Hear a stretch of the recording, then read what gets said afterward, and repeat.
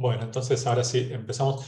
Como la clase pasada, como somos muchos, si escriben alguna pregunta en el chat y no llegamos a verla, levantan la mano del Zoom y no llegamos a verlo, interrumpan y pregunten porque prefiero que no charlemos. Si realmente tuviésemos un aluvión constante de interrupciones, vemos, pero no es el caso. Así que pregunten nomás si por el chat o se desmutean y me preguntan y listo. ¿Está bien? Bueno, entonces habíamos llegado la clase pasada a hablar de correlaciones. Evelyn había mencionado las correlaciones espurias. Y en efecto acá puse dos correlaciones espurias que vienen de la página esta que habían mencionado y compartido, que es una página en la cual se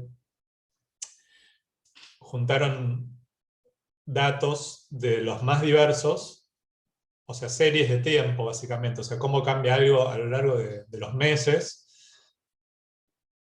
datos muy diferentes, y lo que se hace es compararlos entre ellos para ver si son parecidos, ¿sí? O sea, ver si tienen alguna correlación, o sea, si cuando uno sube el otro sube, si cuando uno baja el otro baja.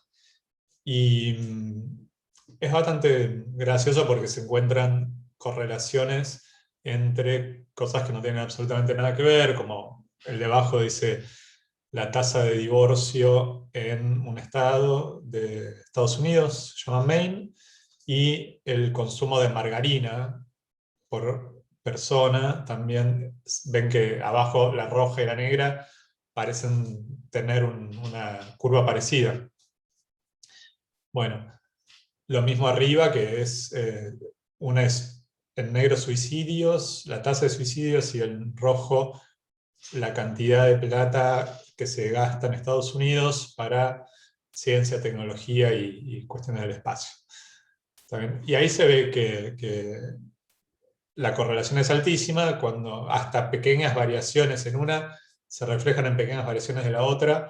Y en este caso, claramente no tienen absolutamente nada que ver, y si se encontró eso es por puro azar y casualidad. ¿De acuerdo? O sea, simplemente si van a esa página, que después se las puedo pasar, veo que no la puse acá el nombre, pero van a encontrar que hay más de, no sé, miles de estas estadísticas, y entonces cuando uno tiene tantas, realmente empieza a comparar de a dos y se va a encontrar con que hay algunas que varían en el tiempo de forma parecida. Bueno, y esto no quiere decir que uno lo pueda usar una para predecir la otra, simplemente que así como están en esta foto se ven parecidos. Hay una correlación que se llama espuria. Este tipo de correlaciones pueden aparecer, son simpáticas, pero no son las que me parecen más frecuentes o las que nos pueden engañar más, digamos, como son graciosas, pero no es que alguien realmente, siento que se pueda engañar muy fácilmente si le relacionan la tasa de divorcios con el consumo de margarina, realmente. Pero hay otro tipo de correlaciones que son las que dan más confusión de alguna forma, porque son algunas de las que estuvimos hablando también, que tienen que ver con dos cosas que suceden a la vez, se dan al mismo tiempo, cuando una sube, la otra sube también, pero esa simple observación, que parece de sentido común y a veces incluso no es espuria, sino que es algo que ocurre y tiene un sentido que ocurra de esa manera, no necesariamente implica que una sea la causa de la otra, ¿no? Por ejemplo, el hecho de que uno observe que los niños que tienen libros en sus casas les va mejor en la escuela, bueno, a lo mejor quiere decir que si uno reparte libros en las casas, el desempeño en la escuela mejore, pero a lo mejor no, porque basándose únicamente en esa observación, o sea, la observación de que las casas en las que hay más niños, esos niños tienen mejor desempeño en la escuela, esa observación por sí misma no es necesariamente, no es algo que nos indique que la presencia de los libros sea la causa del mejor desempeño. El otro ejemplo también está en el libro de Walter Sosa Escudero. Dice, imagínense países que invierten en tecnología, en general son más ricos. Los países más ricos son los que también invierten en tecnología, ¿no? Entonces uno podría interpretar eso, por ejemplo, como que simplemente si uno invierte en tecnología, el país va a crecer, países pobres se van a hacer ricos. Pero a lo mejor esa misma observación, y eso no quiere decir que esté mal invertir en tecnología, simplemente que la sola observación de que países ricos inviertan en tecnología puede querer decir que, pero esa observación puede también leerse como los que tienen más dinero se dan el lujo de invertir en tecnología. No necesariamente que el invertir en tecnología los hizo ricos.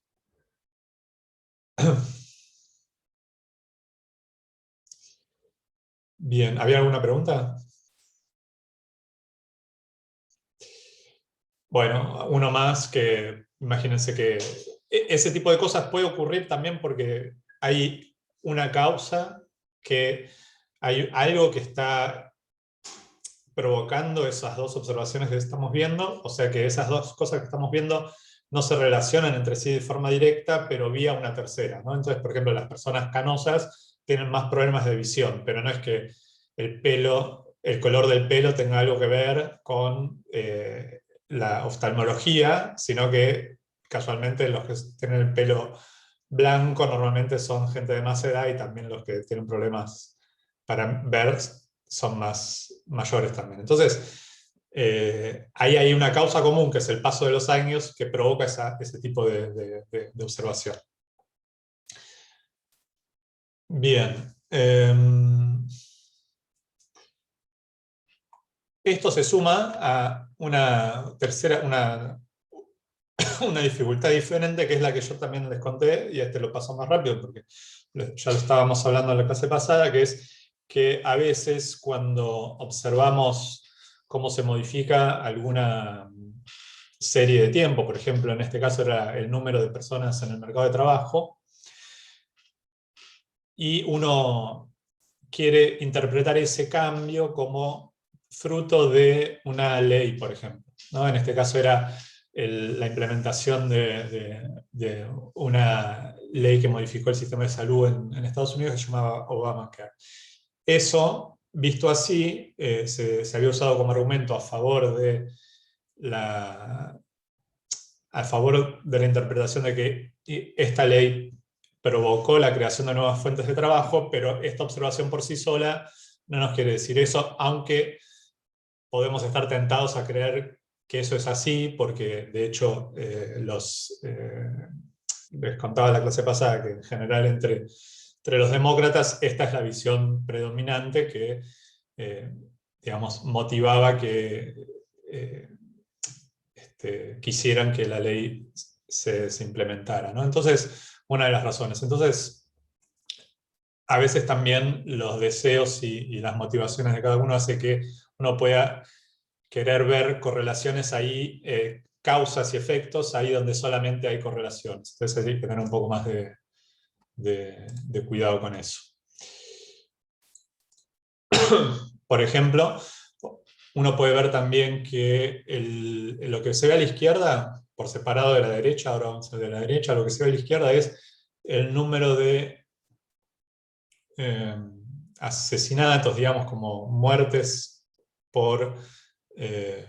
con armas en Australia, antes y después, ¿no? Porque antes está en rojo y después está en azul, después de la implementación de una ley que prohibió la tenencia de armas para uso personal.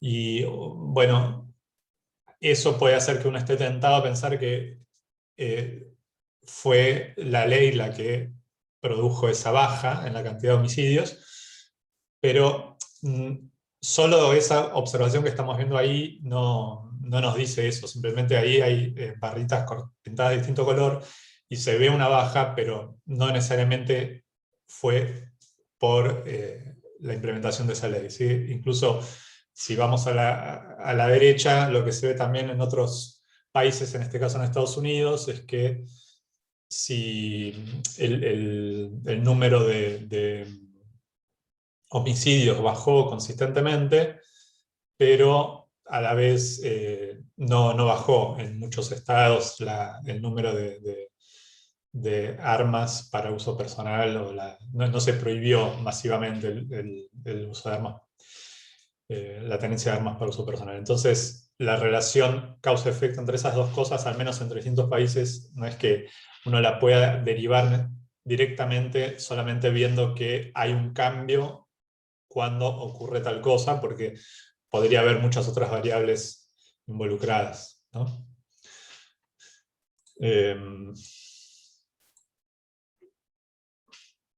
Bueno, por ejemplo, para ir a un ejemplo en Argentina, ¿se acuerdan que desde el año pasado, en pandemia, hubo muchos eventos de circulación masiva de gente que se adjudicaban en los medios a aumentos, sobre todo aumentos del número de casos? Desde la primera vez, me parece que fue una, eh, una situación que se dio con los jubilados, porque fueron a cobrar en plena cuarentena y se había visto que no estaba bien organizado y se terminaban juntando en ambientes públicos a corta distancia, etcétera, etcétera.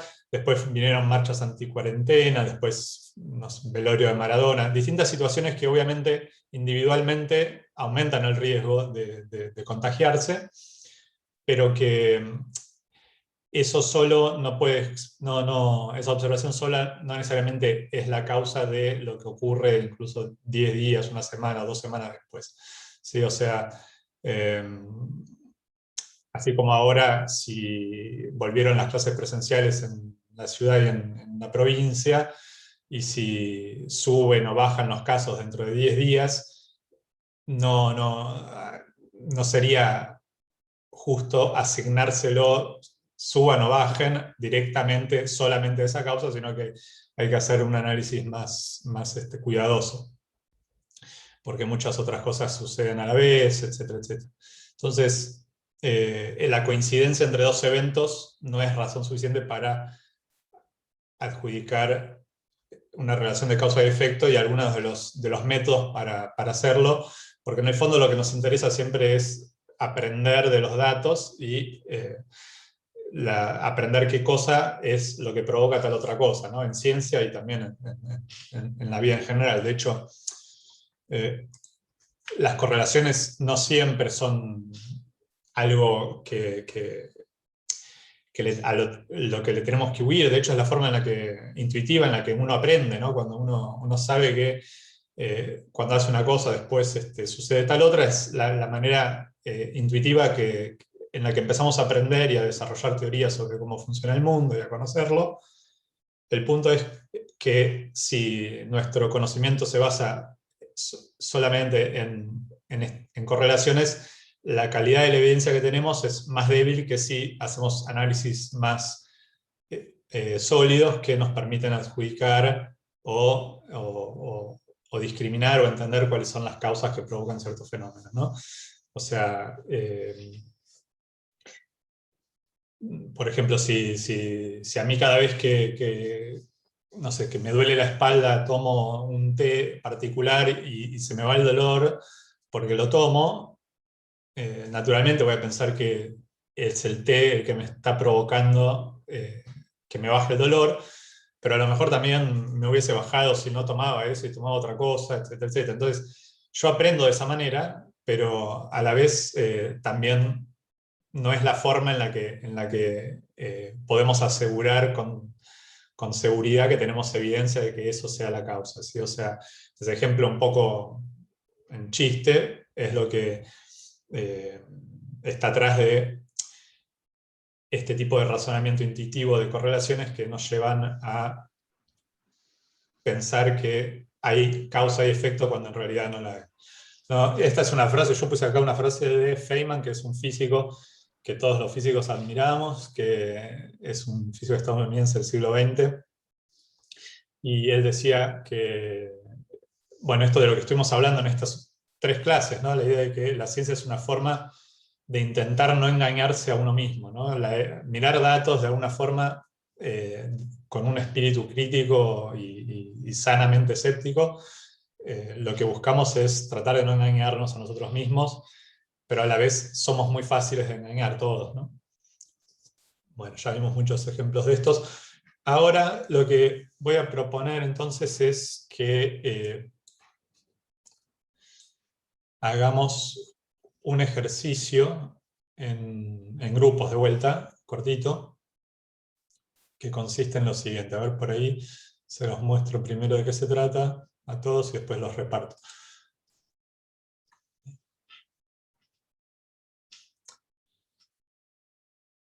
Esto se ve cuando cambia ahora de solapa, sí se ve. Bien. No, son 2 preguntas. Una dice, jóvenes que cuando eran niños pasaron muchas horas por semana jugando a videojuegos con contenido violento, son en general más agresivos en sus vidas. Por lo tanto, los juegos provocan la violencia.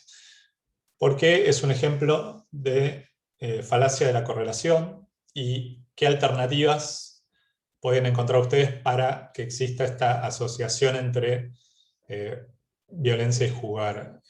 ¿Qué explicación alternativa hay para este fenómeno, ¿no? Y la segunda pregunta dice que consideren una situación ficticia, que sería la siguiente, que hay un grupo de educadores que desarrolla un videojuego basado en conocimiento científico que dicen que mejora las habilidades matemáticas de los alumnos de primaria. Las autoridades educativas, con entusiasmo, lo distribuyen en todas las escuelas de un distrito escolar y durante un mes los estudiantes juegan 2 horas semanales este juego en el horario escolar. Antes de empezar con esta actividad, el día 0 y al terminar la prueba, después de un mes, se les toma una evaluación matemática estandarizada y el rendimiento de los estudiantes mejoró un 40%. Por lo tanto, las autoridades comunican el éxito del programa y deciden repartirlo en otros distritos escolares. ¿Es correcto el razonamiento de las autoridades? ¿Y qué podría hacerse para hacerse mejor para entender el impacto que tiene este juego sobre el aprendizaje? 2 o 3 líneas de cada pregunta, ¿sí? Una cosa sencilla, después lo podemos debatir acá entre todos. ¿Estamos de acuerdo? Voy a entonces crear estos grupos. Primero les paso a todos, perdón, el link, porque si no va a ser un lío. Me parece mejor así.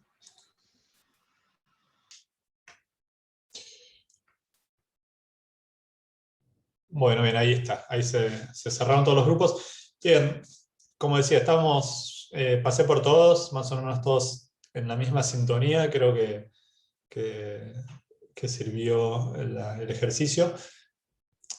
Resumo un poco lo que fui escuchando de cada uno de ustedes. Fue respecto al primero, que como lo aclaré para algunos de ustedes, es una situación ficticia porque no es algo que de alguna manera esté comprobado que haya una asociación y mucho menos una relación de causa-efecto entre jugar a juegos violentos y después ser violento en la vida real. Hace poco vi, por ejemplo, cada vez que hay algún acto de violencia masiva en Estados Unidos, por ejemplo, Trump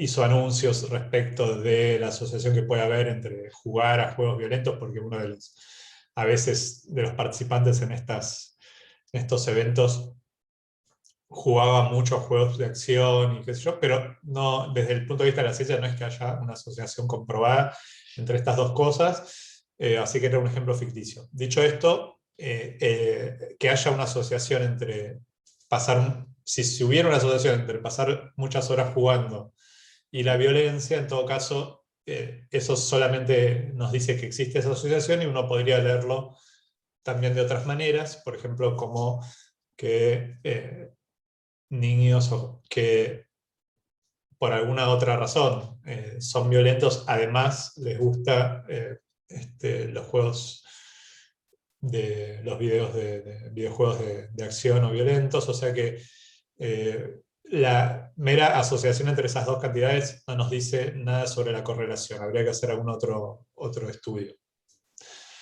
¿De acuerdo? Eso me parece que resume más o menos lo que yo fui viendo. No sé si alguno quiere agregar algo más, pero hubo coincidencia, me parece. Tendríamos que ver también las variables, o sea, de la educación que tuvo los jóvenes, porque puede tener cómo es la educación en sus casas, también en un ambiente diferente, o cómo se maneja él en la vida social en la calle. No solo tiene que ver con los juegos. Ah, seguro, sí, sí, sí. Además hay otras variables que pueden estar en juego y que podrían afectar y explicar desde afuera esta asociación. Pero en todo caso, con más razón, por lo que decís vos, es difícil aseverar que hay una relación causa-efecto entre las dos cosas. Respecto de causa-efecto, lo que les proponía en el segundo ejercicio, esperen que acá se un poco, a ver si se puede ver mejor. Bien, ahí está. Es una especie de intervención en un ambiente escolar para verificar si jugar a un juego particular mejora el desempeño en matemática de los chicos que lo juegan. Y lo que está descrito ahí es que para jugarlo, para verificar, lo que se hizo fue saber cómo les iba a los chicos en un examen antes y después de hacer esa intervención, pero como efectivamente muchos de ustedes se dieron cuenta, lo que por un lado no está es una comparación. ¿Contra qué lo estamos comparando?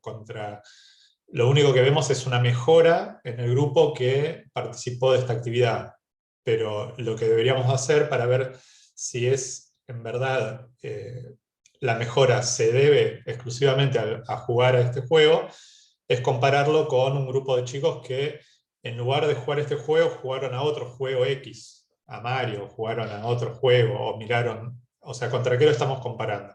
Eso es lo que nos podría dar una medida, eso se llama hacer un experimento, es lo que nos podría dar una medida de cuál es el impacto real de la mejora. ¿Sí? O sea, lo que vamos a ver ahora en lo que queda la clase es distintas formas de hacer experimentos. Ahí abro el chat.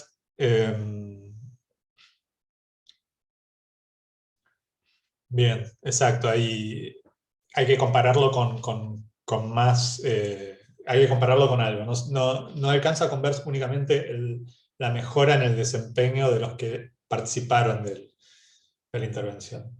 Además de eventualmente controlar, como decía, en un grupo, o también por los que participan del experimento, los docentes, también pueden tener distinto tipo de, a lo mejor, motivación. Podrían haber tenido una motivación especial porque los chicos participen, y entonces a lo mejor es la motivación lo que hizo la mejora. Bueno, distintas explicaciones que uno puede encontrar, y entonces la solución a esto es justamente empezar a reconocer y a controlar las variables para comparar situaciones en las cuales lo único que cambie es la variable que a nosotros nos resulta de interés. ¿Sí? Y antes de hacer una pausa, les digo nomás que vamos a seguir entonces con lo que sería cómo hacer un experimento, ¿no? O sea, la solución que tiene la ciencia una de las soluciones que tiene para reconocer relaciones de causa y efecto es hacer experimentos, es decir, fabricarse situaciones idénticas excepto por, o idealmente, excepto por un factor, ¿sí? Y ver cómo evoluciona eso en la variable de interés y ver qué diferencias tenemos al final. Y en el caso hipotético una slide que le debo a Guadalupe Nogués, muchas gracias, es qué es lo que ocurre con dos macetas a las que uno le pone semillas pero riega a una sola. Bueno, ese es el caso ideal, esquemático de cómo uno hace un experimento, ¿sí? O sea, crea situaciones idénticas, riega a una sola, esa es la intervención, lo que se llama la variable independiente, y después ve qué es lo que pasa, crecen o no crecen. Entonces ahí lo que uno está evaluando es el efecto de regar respecto del crecimiento.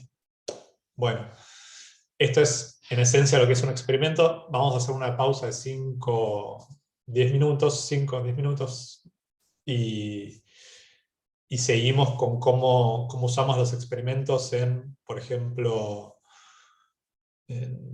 para evaluar la eficacia de una vacuna, en experimentos controlados, en ensayos clínicos y demás cosas por el estilo, ¿sí? Así que nos vemos de vuelta en un ratito.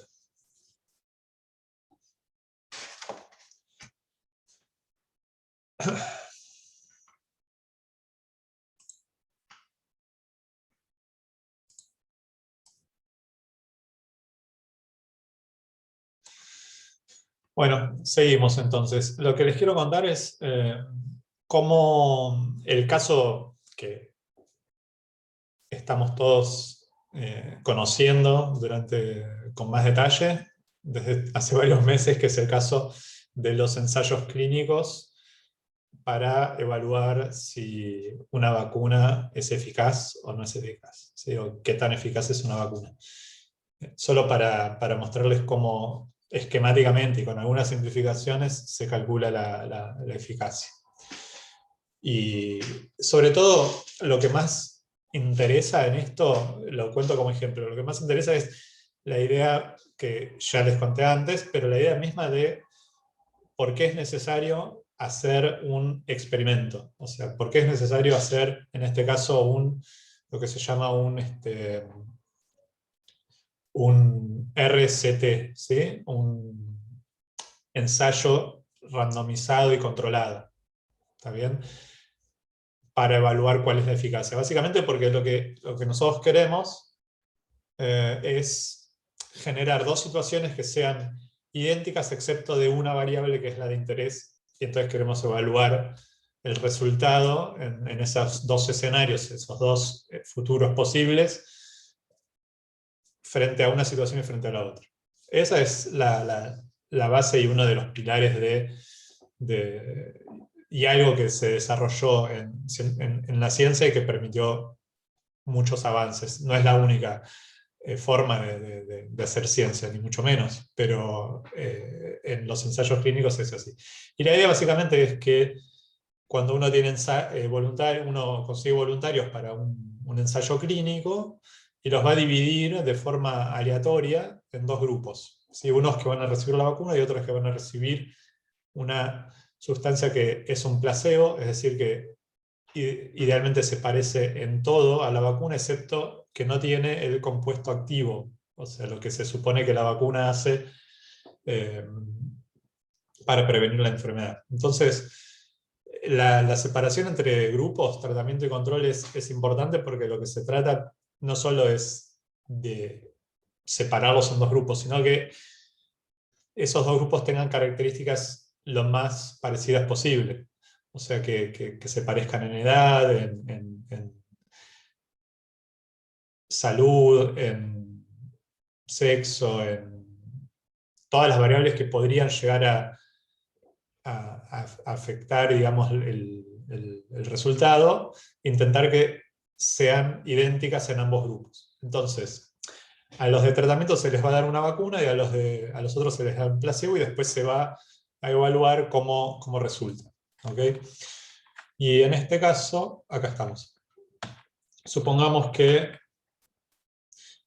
vamos a empezar por acá. Supongamos que al principio solamente tenemos, cada puntito es una persona, y pasa el tiempo, y resulta que aparecen 4 infectados en el grupo y este es otro detalle, lo que estamos contando acá para simplificar es el número de infectados, ¿sí?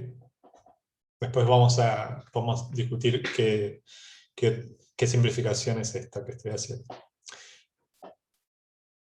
Bien, entonces pasa un poco más de tiempo, aparece un infectado entre los que recibieron la vacuna, y supongamos que el ensayo sea por finalizado una vez que se infectaron 100 personas en total.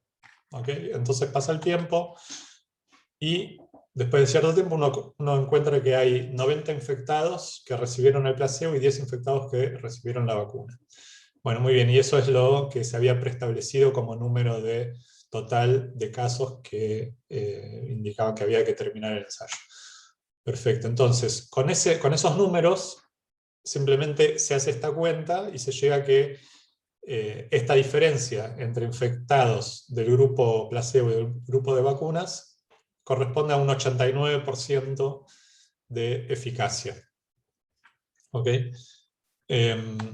Bueno, ahora bien, si volvemos para atrás, lo cierto es que lo que les quiero señalar también, aprovechar esto para algo que vamos a seguir discutiendo en la clase que viene, es que si uno hubiese parado antes, hubiese parado cuando tenía un infectado entre los vacunados y 19 entre los del grupo placebo, hubiese llegado a la conclusión de que la eficacia era del 95%.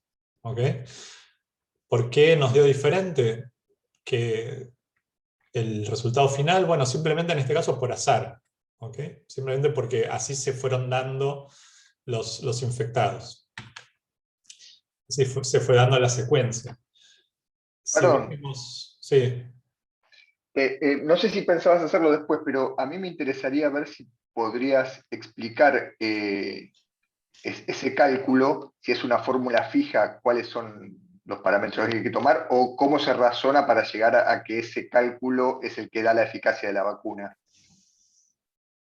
Sí, está bien. O sea, la manera de interpretarlo, si querés, es que fíjate que sí, yo vuelvo para atrás, una vez que llegaste a un número de infectados que, por ejemplo, es 100, Sí. el número que va acá es el número de positivos entre los que recibieron placebo menos el número de positivos entre los vacunados. Si, si después de esta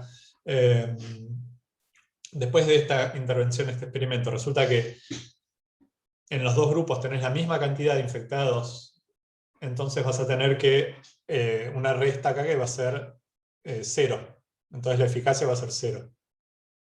Simplemente a tus voluntarios les resultó lo mismo recibir una cosa o la otra. En cambio, el otro extremo sería que todos los infectados estén del lado del grupo placebo, y entonces, por ejemplo, tendrías 100 menos 0 dividido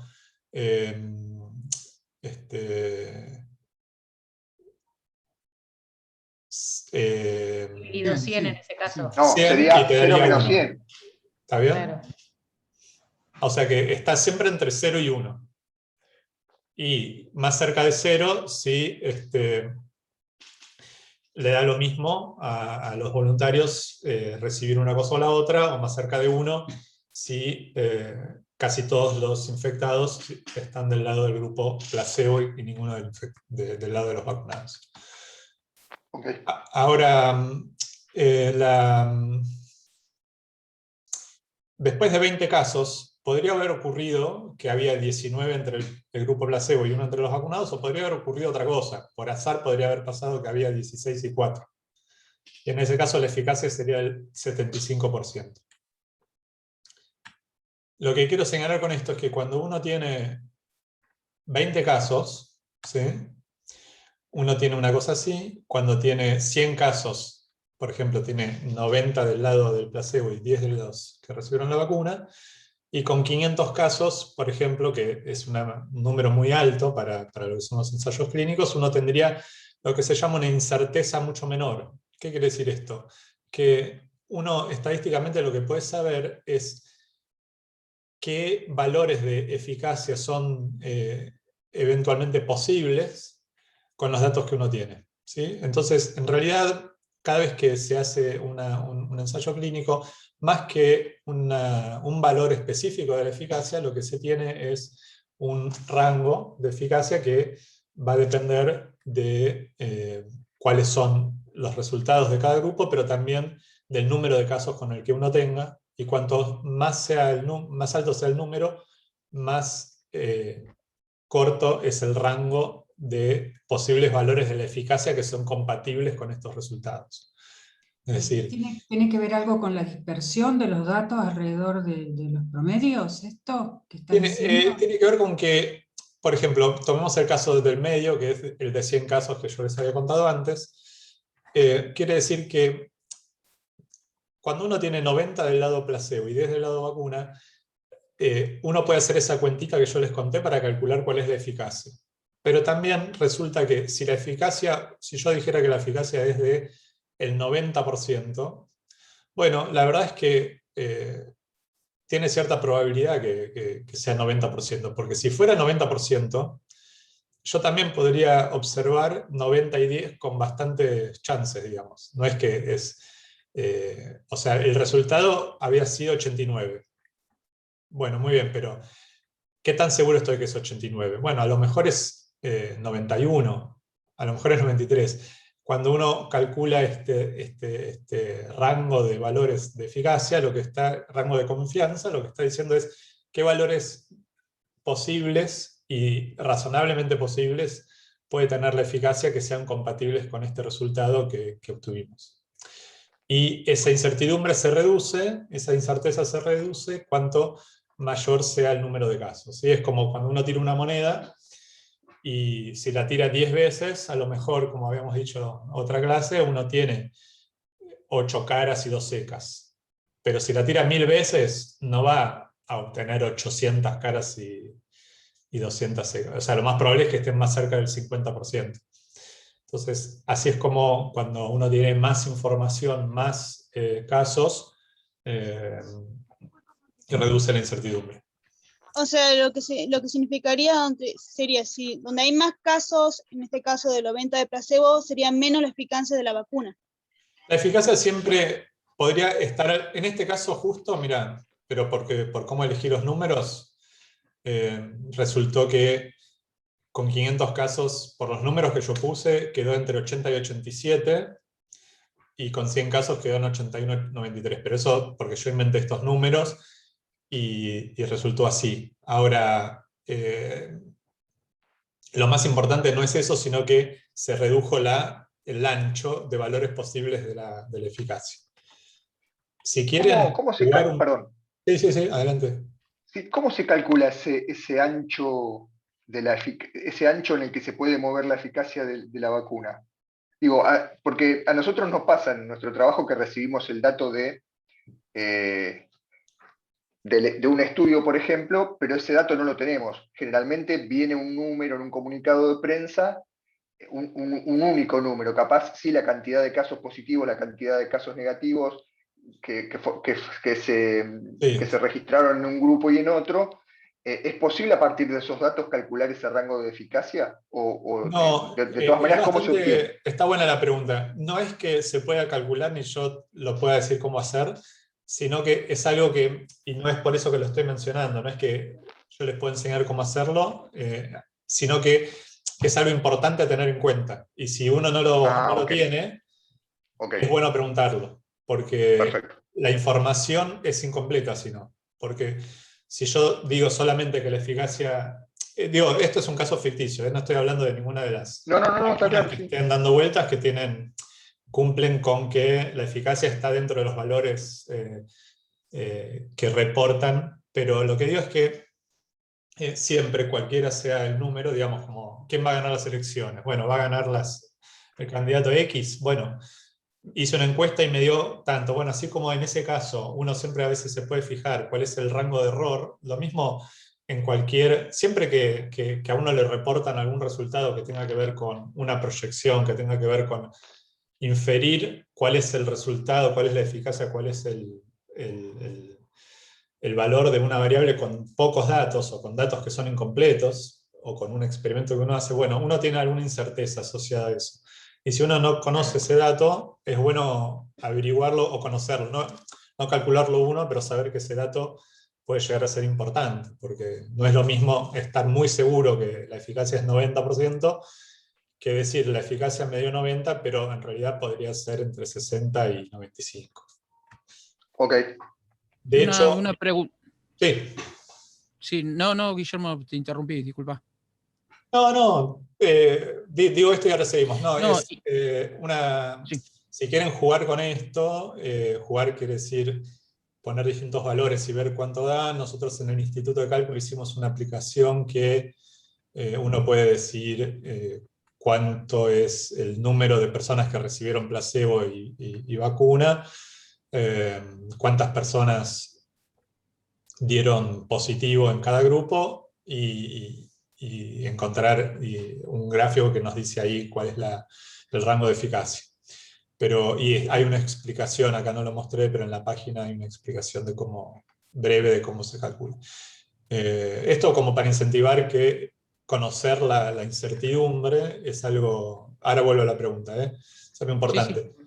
Me había quedado la cuestión de lo que yo consideré positivo, y eso también es algo un comentario que iba a hacer, que es, yo dije, bueno, los que son positivos, en realidad una de las grandes simplificaciones que hice cuando conté esto es que lo que se considera positivo en los ensayos clínicos puede ser diferente, digamos, uno puede considerar que va a buscar cuántos casos positivos hay en cada grupo, quiere decir que a los que participaron como voluntarios uno los va a ir siguiendo semanalmente a ver cuándo dan positivo, si es que dan positivo, o puede esperar a que los voluntarios acudan porque tienen síntomas a una consulta médica, o puede esperar a ver cuántos, ¿no? Distintas barreras a lo largo de la progresión de la enfermedad. Entonces, la eficacia es diferente según progresa. Por ejemplo, la eficacia de las vacunas para la COVID es muy alta para prevenir fallecimiento, pero es diferente si uno se fija en la eficacia a lo mejor para prevenir el contagio. Pero bueno, esa es una de las barreras que puse. Tengo una consulta, Guillermo, discúlpame que te interrumpa. Con respecto a ese ancho, digamos, en el gráfico de eficacia, el rango, eso es entonces indirectamente proporcional a la cantidad de participantes en el ensayo, ¿es así? Sí, a la cantidad de datos con los que vos estás haciendo esta inferencia, se llama, o sea, cuántos tuvieron positivo. Sí, exacto, si uno tiene más, va a tener cuando a mí me dan errores. la información de que la vacuna X tiene una eficacia de tanto a tanto %, cuanto más amplio sea ese rango, ¿eso quiere decir que hubo menos casos estudiados? Sí, o sea, que en ese mismo ensayo, a veces en cada ensayo a veces hay paradas intermedias para autoevaluar cómo progresa. Por ejemplo, se puede parar a los 100 casos y ver cuántos de esos 100 están en cada grupo, y a lo mejor se sigue hasta llegar a los 200. Y en cada una de esas paradas uno lo que puede ver es que el cálculo que uno puede hacer de, por ejemplo, la eficacia, se reduce la incertidumbre cuanto uno tiene más datos. Eso. Yo lo diría al revés, como que cuanto más datos uno tiene en ese ensayo, si uno tiene solamente 10 casos positivos, qué sé yo, solamente resultaron positivos 10, y seguramente no va a tener tanta confianza en el valor que uno estime de la eficacia, pero si ya son 100 es diferente. A medida que uno Sí, por ahí me más... expresé mal, cuando no quise decir casos, sino participantes. Sí, bueno, hay un detalle, o sea, uno cuenta, cuanto más participantes, eso también es cierto con lo que vos decís. Claro, Más a eso me refería, participantes. Más chances hay. En estos ensayos participa muchísima gente justamente para que la chance de que haya algún positivo entre esos participantes sea grande. Sí. Por eso la pregunta concreta era si cuando vos tenés un rango más amplio en el resultado de la eficacia, eso es porque hubo menos participantes. Y cuando vos tenés un rango más estrecho, es porque hubo más participantes. Esa sería la pregunta concreta. Sí. Si lo único que cambia es el número de participantes, sí. Lo que pasa es que, más allá del número de voluntarios en cada ensayo, lo que hay que ver es cuántos resultaron finalmente positivos. O sea que puede variar el número de voluntarios, pero si de repente los ensayos se hacen en un país donde está habiendo muchos contagios, por ahí con pocos voluntarios conseguís muchos contagios, y en otro país donde ya pasó la ola, tenés muchos voluntarios y pocos. O sea, con los cálculos con los que podés hacer esta cuenta es el número de contagiados, y cuantos más voluntarios tenés, más chances tenés de encontrarlos. Pero ese es el... Si no cambia otra cosa, sí te conviene tener más. Está relacionado, perdóname, Guillermo, está relacionado con esto, con lo que dijo Laura recién. Pero mi duda es si el tamaño, no es solamente el tamaño muestral, sino la diferencia del tamaño muestral entre las dos poblaciones, la población placebo y la población inoculada. Porque si ahí, vos- por ejemplo, tenés, en uno tenías, no me acuerdo ahora, pero la relación era 19-1, en el otro era la mitad de los inoculados, el doble de los placebos, y la otra tenías otro ratio. Entonces, Sí, si eso también no eso influye. afecta también. Por eso, si Ah. ustedes van a esta página, Ah. nosotros pusimos en la primera, no se llega a ver, la primera variable que uno puede Porcentaje, mover sí. acá es cuántos voluntarios están en cada grupo, qué proporción de voluntarios están en cada grupo, y eso efectivamente, según el diseño de cada ensayo clínico, puede variar y afecta al cálculo de la eficacia. Bien. ¿Este el Después nos link en pasás la el chat página de por el chat. ese lugar? Si nos podés pasar esa página por el chat. Sí, a ver, vamos a ver. Seguro puedo. A ver. ¿Cómo era? COVID-17.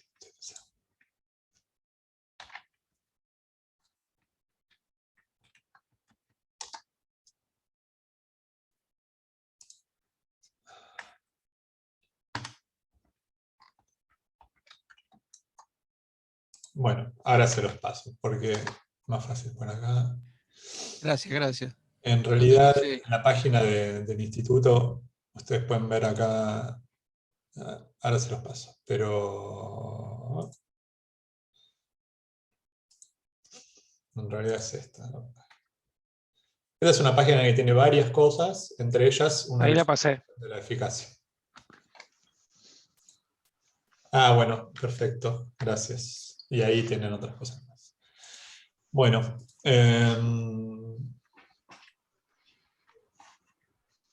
Rubén, ¿tenías una pregunta o querías...? No, simplemente que había puesto en el chat Ah, el link. perfecto, gracias. Bien.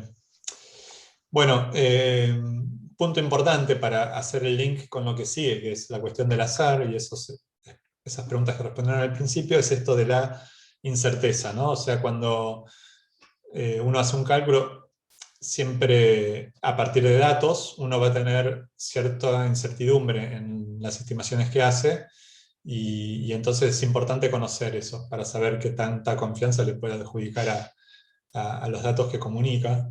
Y bueno, nada, lo bueno que tuvo, me parece una de las cosas buenas que tuvo la comunicación en pandemia, es que uno podía acceder a gente experta de primera mano. Por ejemplo, en este caso, Adam Kurczewski es un epidemiólogo matemático en Inglaterra. En este caso lo que dice es simplemente eso, como una nota para los periodistas. Dice, si hay un escenario en el cual hay incerteza, ese rango de incertidumbre es parte del resultado, digamos. No es que uno dice, eliminar eso es como cortar parte del resultado, ¿no? O sea, decir, la eficacia, no sé, es tanto, o sin comunicar cuál es la incertidumbre que uno tiene sobre ese número, bueno, es una comunicación de peor calidad que comunicar también la incertidumbre que uno tiene. Bien, fíjense, por ejemplo, este es un ejemplo que me gusta, que es para comunicar incertidumbre. Si uno va a la página del CDC de Estados Unidos, tiene una cantidad de información sobre proyecciones que se hacen de, por ejemplo, la cantidad de muertos de acá a 2 semanas, y uno lo que puede ver acá es cada uno de estos puntitos, cada una de estas rayitas de colores, lo que marca es la proyección que hizo un grupo de investigación diferente de Estados Unidos, que son estos que están acá, más o menos unos 30. Cada uno usó diferentes técnicas de análisis de datos y de modelos matemáticos computacionales complejos para proyectar cuántos muertos va a haber en las próximas 2 semanas, poder tomar decisiones a partir de eso. Bueno, bien. Cada uno de estos grupos llegó a una conclusión diferente y con un rango de incertidumbre diferente. fíjense acá en el número total de muertes, como esto sería el día en el que igual se hizo la estimación a partir de los datos de los días anteriores. Bueno, el futuro realmente puede ser que crezca, puede ser que no crezca, es decir, cambia mucho según qué supuestos uno haga cuando hace el análisis, qué técnicas o qué herramientas uno use para hacerlo, y entonces, además de eso, la comunicación de la incertidumbre. Realmente, cuando no se comunica la incertidumbre, bueno, hay que sospechar un poco más, porque es información de peor calidad. Creo que la clase que viene, al final, vamos a cerrar con algunas, por ahí, recomendaciones o pautas que uno puede encontrar para reconocer información de calidad, y una es reconocer que cuando hay incertidumbre asociada, significa que, bueno, a lo mejor se trata, a lo mejor no, de información de más calidad que cuando simplemente se comunica algo taxativo, ¿sí? Bien, cuando empezó la pandemia en Argentina, ¿se acuerdan que hubo una fake news que asociaba un suero cubano con la cura del coronavirus, que había sido probado en 7 personas? Bueno, de vuelta, y en esas 7 personas había sido 100% eficaz. Bien, eso, más allá de que el número es pequeño de participantes, no es la forma tampoco en la que se comunica y se hace un ensayo clínico, y eso es el hecho de la certeza, además, ¿no? De esto se curó en 100% de los casos. Bueno, realmente no da una señal de alerta a que hay algo raro, ¿no? Ocurriendo. Lo mismo también sucedió con que habían investigado tanto en La Nación, Clarín había publicado de que habían encontrado la vacuna, habían experimentado con animales, con ovejas, todo eso, y decían que tenían la cura del COVID-19, que ya tiraban con eficacia de que era eso, pero le daba más incertidumbre a las personas porque no sabía si era cierto o no, al final era mentira. Sí, bueno, la clase que viene vemos distintas formas de reconocer información de calidad, y una es, por ejemplo, a lo mejor, muchas veces lo que ocurre es que en los titulares se mencionan curas o efectos que parecen atribuirse a personas, pero en realidad cuando uno va al detalle encuentra que se trata de investigaciones en animales, entonces son más preliminares. Pero bueno, dejémoslo eso para la vez que viene, para discutir. Bueno, hay una cuestión que quería mencionar ahora, que es, a veces los estudios controlados en randomizados no son necesariamente la solución. Hace unos años, unos 5 años, se publicó este trabajo que asociaba o que decía que había encontrado que el chocolate con mucho cacao ayudaba a reducir, era un acelerador de la pérdida de peso. Se había publicado en una revista, y después de esta publicación salió en muchísimos medios notas al respecto. Era un estudio randomizado, controlado, 2 grupos, unos habían consumido chocolate de cierta calidad, otros de otra. Eso estaba, pero lo que se había perdido, y eso es lo que en el fondo se quería demostrar, porque el que hizo este artículo lo hizo a propósito de esta manera, era un periodista que intentaba mostrar cómo dentro incluso de la comunidad científica es muy fácil llegar a publicar trabajos que son de mala calidad, y a veces cuando el título es más atractivo para la prensa, también llega muy rápidamente a algunos medios y se comunica de formas más distorsionadas. Lo que pasó fue que simplemente el experimento se había hecho un estudio experimental controlado, randomizado, etc., pero lo que pasó es que se habían medido muchísimas variables a la vez. O sea, no solamente la mejora del chocolate respecto de la pérdida de peso, sino muchas otras. Entonces, cuando uno mide muchas cosas, eventualmente alguna puede ser que mejore. y lo que se comunicó fue lo que mejoró. ¿Sí? O sea, y eso pasó filtros de científicos y pasó los filtros también de la comunicación pública, y en muchos casos, como dice el que hizo este experimento, digamos,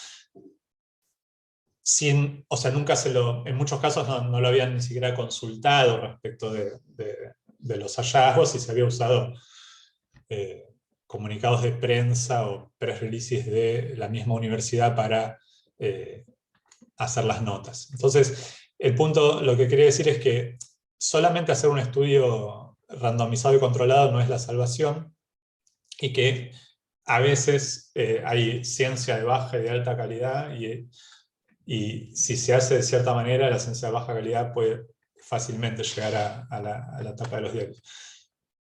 Fíjense, este ejemplo me parece espectacular, que también muestra cómo los ensayos clínicos randomizados y controlados no son la salvación. Y esto es lo siguiente, les voy a contar de qué se trata esto. Lo que dice en el eje Y vertical es de alguna forma el tamaño, el efecto que tuvieron ciertas drogas que se estaban evaluando para cierto tipo de enfermedad en Estados Unidos. O sea, en Estados Unidos, desde hace 30 años o más, se hacen ensayos clínicos, y en este caso se analizaron ensayos clínicos controlados y randomizados del Instituto Nacional del Corazón, del Pulmón y la Sangre en Estados Unidos. Y resulta que hasta el año 2000 estos ensayos clínicos no se tenían que anunciar o preanunciar antes de hacerlos. Entonces, lo que pasaba era que se hacían estos RCT, pero se probaban muchas cosas en paralelo. Y después se reportaba, eso sí, se anunciaba una vez que se había terminado, se reportaba una vez hecho el análisis, y solo se reportaba aquello que había resultado efectivo. Y entonces salían a la venta finalmente, las farmacéuticas sacaban a la venta productos que finalmente no tenían ningún efecto, que solo por azar habían llegado a mostrar algún beneficio, ¿sí? Simplemente porque se habían probado muchas cosas en paralelo y a la vez. En el año 2000 se impulsó una reforma que exigía que todos los ensayos clínicos preanunciaran cuál era la variable principal que querían evaluar. O sea, ¿qué era lo que querían evaluar con este ensayo clínico? La mejora de tal cosa en particular. Bueno, cuando se hizo eso, resulta que pasó lo que uno podía predecir que iba a pasar, y era que la cantidad de ensayos clínicos que resultaron beneficiosos bajó. Son solamente estos dos puntitos que están acá. Quiere decir que cuando uno evalúa muchas cosas a la vez, puede encontrar resultados positivos por azar, pero cuando uno preanuncia o registra qué es lo que está buscando de antemano, la probabilidad de que eso le pase es mucho menor. Esos son sistemas de control que tiene la industria y la ciencia misma, como para reducir la posibilidad de que se haga este tipo de cherry picking que habíamos visto antes. Perdón, Guillermo, yo Sí. no termino de entender bien a qué te referís cuando decís que se evalúan muchas cosas a la vez. Por ejemplo, yo tengo una droga que quiero saber si es efectiva para cierta patología, y a las personas que participan como voluntarias les voy a medir mejoras en, no sé, viste si uno va a hacer un ensayo, un estudio de laboratorio de sangre, ¿no? Le hacen hacer 20 cosas. Digo, colesterol, triglicéridos, no sé qué, esto, lo otro. Cuanto más La cosas reacción del uno... pulso también. La reacción del pulso, cómo esa droga le afecta a la persona en el Claro. interior. También toman esas medidas para ver cómo le generan la sangre, que la patología cómo va evolucionando, si va mejorando o no. Y sí, cuanto más cosas uno evalúe en esas personas, la chance de que alguna de esas sea diferente, producto de la droga, solo por azar, aumenta. Ese es el asunto. En cambio, si uno dice, mira, yo quiero evaluar esto que es específico para tal, que me va a mejorar tal cosa. Bueno, muy bien. Entonces eso es un poco diferente. Porque uno Claro, va a evaluar tal cosa en particular. En cambio, ahí- ir a buscar en un mar de cosas que mejoró, corre el riesgo de incurrir en este tipo de evento azaroso, digamos. Fíjense, mira, se va a relacionar con lo que vemos ahora. sí, igual ahí me quedó más claro, gracias. Y cerramos ahora la clase con, después retomamos la que viene, pero cerramos con lo que yo les pedí que hicieran al principio. Fíjense, ¿cuál de las tiras corresponde a tirar una moneda? ¿Se acuerdan del ejercicio que hicimos? Bueno, si no me equivoco, la mitad respondió la de arriba y la mitad la de abajo. Bien, la única que hice tirando la moneda fue la de arriba.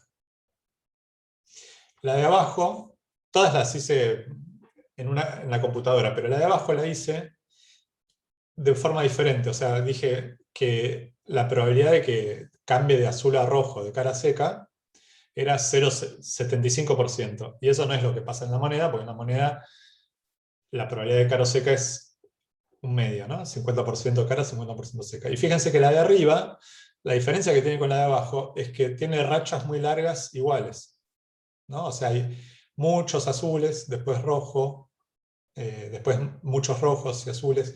¿Qué pasa?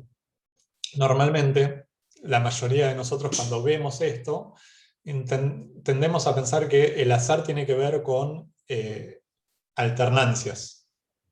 Y entonces, eventos largos, por ejemplo, una racha larga de éxito, de rojo, por ejemplo, tendemos a pensar que que no pudo haber ocurrido por azar. Lo cierto es que una racha larga de rojo tiene una probabilidad baja, pero que si uno mira una serie suficientemente larga, en algún momento lo va a encontrar. Entonces, el azar no Alberto tiene que ver Rojo lo con no menciona. encontrar patrones. Hay mucho patrón en el azar, ¿sí? Y uno en general... Alberto Rojo lo menciona ese tema específicamente, Sí, el de perfecto. las monedas, Sí, él el hace un de experimento 7 así. caras o 7 secas seguidas. Sí, exacto. O sea, la probabilidad de que ocurran estos eventos que son muy improbables es alta si uno mira una serie larga. Entonces, eso es lo que puede pasar. O sea, hay mucho más patrón en el azar de lo que uno se imagina. ¿Se acuerdan que yo les comenté el caso de este jugador de béisbol en Estados Unidos que después de una racha exitosa larguísima, le preguntaron cuál había sido su secreto y en lugar de contestar lo que por ahí hubiese contestado cualquiera de nosotros, en su lugar, que es, bueno, había practicado mucho durante la semana, hice lo que me dijo el muñeco, no sé, estoy muy atento. ¿Qué pasó? Dijo, bueno, se trata de azar, o sea, random variation es, en algún momento va a pasar, se me va a terminar porque es una racha.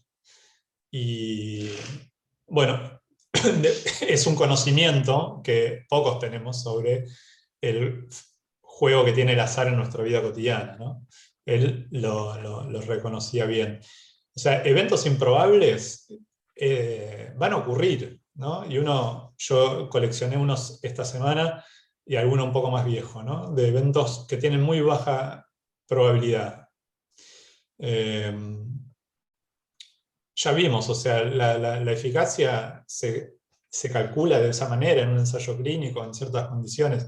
No es 100% en ningún caso, que hay 30 millones de vacunados o más en América, digamos, o sea, que personas que tengan 2 dosis de una cierta vacuna resulten infectadas es algo que puede ocurrir con muy poca probabilidad, pero como somos millones y millones de personas, en algún momento va a pasar. O sea, es un caso realmente muy infrecuente, que en la medida que sea infrecuente no reviste un riesgo para la salud pública, pero que como hecho inusual califica como noticia, como hecho relevante me genera más dudas, porque no es algo que esté contradiciendo lo que estadísticamente uno podría esperar, ¿no? Algo parecido pasó hace unos 50 años o 40 años en Estados Unidos, cuando hubo ¿cómo se llama? Un brote de gripe aviar, H1N1, y afectaba mucho también a las personas mayores, y en Estados Unidos hubo una vacunación masiva durante un periodo de tiempo muy corto, y el New York Times sacó una editorial desconfiando de el procedimiento de vacunación de la salud pública, porque se había encontrado que 3 personas, 1 hora después de haberse vacunado, habían fallecido, ¿sí? En una clínica. Y que eso era raro que ocurriera porque sí. Y esto lo retoma el ejemplo lo retoma Nate Silver en el libro La señal y el ruido, y hace una cuenta muy simple para mostrar que el hecho de que se hayan vacunado tantas personas, habían sido millones de personas, y hay tantas clínicas en Estados Unidos, que con una cuenta simple muestra cómo finalmente el hecho de que ocurra eso que ocurrió, la probabilidad de que ocurra por ahí era de 1 en 10, no era tan improbable, pero simplemente porque estaban viviendo una situación en la que era macroscópica la cantidad de gente que estaba pasando por eso.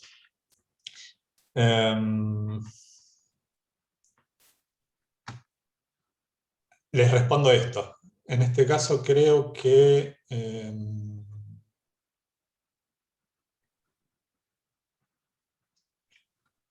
respondieron también, a ver, acá está.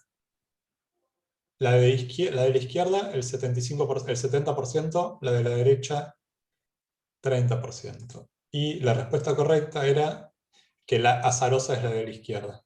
¿Ok? De hecho, a ver si lo dice acá, sí. Si pongo una grilla, fíjense que lo que está pasando es que en la de la izquierda hay más cúmulos. O sea, hay más patrones, ¿no? Están más dispersos a la derecha. Pero el azar no se trata de estar dispersos. Cuando se ponen puntos al azar, si son al azar realmente, va a ocurrir que algunos estén muy cerquita unos de los otros. Esto está bueno también, creo que lo cuenta Alberto Rojo también, como en los bombardeos de la Segunda Guerra Mundial en Londres, cayeron muchas bombas en Londres, y en cierto punto, por la forma en la que se distribuían los bombardeos, enseguida se sacó la conclusión, había una creencia muy popular que los bombardeos estaban dirigidos a barrios pobres, por cómo habían caído. Pero unos años después, alguien hizo una cuenta para evaluar que en realidad la forma en la que estaban distribuidos los bombardeos era bastante compatible con el azar, ¿sí? Porque el hecho de que existan estos cúmulos, como aparecen acá, es algo que tranquilamente ocurre frecuentemente, sobre todo cuando el número de puntos es alto,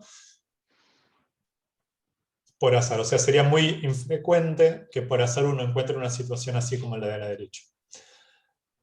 Pero sin embargo, es muy natural para nosotros y muy intuitivo que frente a un patrón, sea el de los puntitos rojos y azules, encontremos explicaciones que no tienen que ver con el azar, sino que tienen que ver con otro tipo de razón, ¿sí? Bueno, los dejo con... Bueno, si ahora que ya les conté más o menos de qué se trata el azar, saben de cómo es, pueden intentar jugar a esto. Les paso acá la página. Es un juego en el cual ustedes con las flechas pueden generar una secuencia de ceros y unos, cara seca, y poner después. Si adivina, si el algoritmo la computadora adivina, suma un punto. Y el objetivo es ganarle. Pero les aseguro que es un poco difícil ser totalmente azaroso. Bien, por lo menos a mí me pasa eso. Son -4, y bien, retomamos la vez que viene. Simplemente acá, bueno, nada, eso lo dejo para el que viene, lo retomamos. Si hay alguna pregunta, veo alguna pregunta en el chat. Laura dice,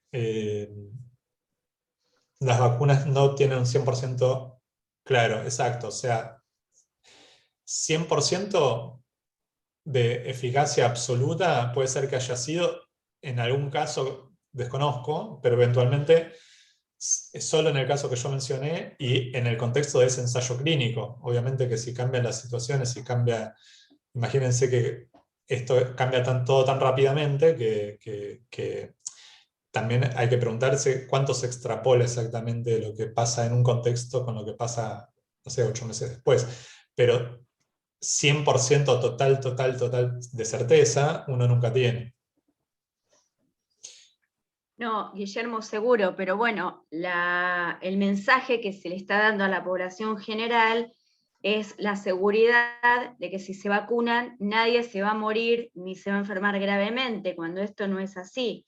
O sea, no es lo mismo decir casi el 100% que decir claro, el 100% con seguridad, porque eso lo dicen mis colegas en los medios. Usted, si se vacuna, lo que tiene la seguridad que tiene es que no se va a morir del COVID. Y no, no claro, es así. lo que pasa es que 100% quizás no es, bueno, ya vimos, ya, si es 100%, basta encontrar un caso para que deje de ser el 100%. Para que deje de ser el 100%. El asunto es que totalmente. Si uno publica con frecuencia que los casos que son muy poquitos, entre millones, mi sensación, pero esto también es como un prejuicio, no lo tengo estudiado, ni lo leí que se haya sido estudiado de esa manera, es que entre el público se genera una sensación de que esa probabilidad de que ocurra es mayor de la que en realidad es. Hay que también tener en cuenta, o sea, en esto, es un poco la minoría de la gente que haya fallecido por la segunda dosis. Tenemos que tener en cuenta también que la vacuna rusa tiene los 27.05 de eficacia, lo cual no es el 100%. Y más hay que fijarnos si el virus no le tocó una patología sensible que tenía esa persona, por lo cual haya fallecido. No, el porcentaje de eficacia del 90 y pico % no es para muerte. Eso es para infectarte. Obvio, para eso es lo que te está anticuerpos. Diciendo la eficacia. Para No, también porque no, porque los anticuerpos tampoco vos tenés otro tipo de inmunidad, tenés la celular y la humoral, eso es otra cuestión. Pero lo que te están diciendo cuando te hablan del 97% de eficacia, tenés el 97% de probabilidades de no enfermarte. Pero tenés dividido eso y además dice el 100% de no enfermarte gravemente y morir. Eso es algo que se dice para todas las vacunas. Lo que podemos hacer, porque lo voy a retomar la clase que viene, es el problema de cómo comunicar la incertidumbre, que sobre eso hay cosas estudiadas y que se compite un poco con el tema de cómo la idea de llamar la atención, ¿no? También, porque de alguna forma los medios compiten por la atención del público y entonces hay ciertas formas de llamar la atención que claramente tienen más éxito que otras. Entonces, si quieren, la clase que viene retomamos el tema de cómo comunicar incertidumbre y cómo comunicar cosas que sean, por un lado, ciertas y por otro atractivas, ¿no? Entonces, bueno, lo retomamos. Buenísimo. Bueno, muchas gracias. Bueno, gracias, Susana. Gracias. Muchas gracias. Gracias. Adiós. Gracias. Gracias. Hasta la próxima. Hasta luego. Gracias, Hasta luego, nos vemos.